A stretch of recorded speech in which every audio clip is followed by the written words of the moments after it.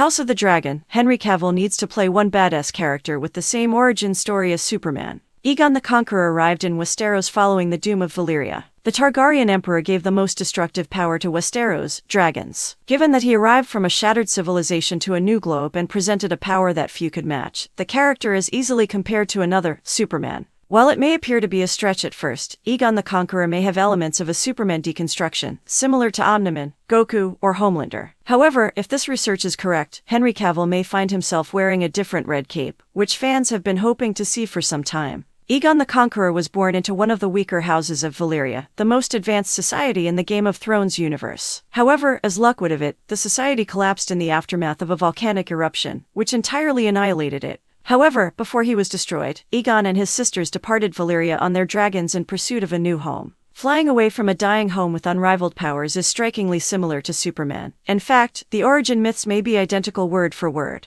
However, this is when the variances begin to manifest themselves. Most deconstructions of Superman differ in one important way: their upbringing. More often than not, the absence of figures such as Ma and Pa Kent is what sets the counterpart apart from Superman's journey. Unlike the Man of Steel, Aegon becomes a conqueror after growing up in a civilization that prioritizes might and purity over charity and teamwork. This causes the character to become a conqueror, using his authority to solidify his position rather than to benefit the inhabitants of his new country. Fans have cast Henry Cavill as different Superman archetypes in a variety of properties, including Hyperion or the Sentry in the MCU, Omni-Man in the planned Invincible live-action feature, and now Aegon Targaryen in a Game of Thrones spin-off. We already know how Cavill appears in a white wig courtesy to Netflix's critically acclaimed epic fantasy series The Witcher. The series cleverly outfitted his character in clothing that could be mistaken for something from a Westerosi set. Cavill is currently working on bringing a Warhammer 40,000 adaptation to the screen, something that makes Game of Thrones look downright romantic. But the chances that the actor will tie himself to another major franchise appear grim, given his experience with the previous studios and other big-budget properties. However, if a compelling enough chance presents itself with an ironclad contract, Cavill may find himself wearing a different red cape, but with a completely different morality.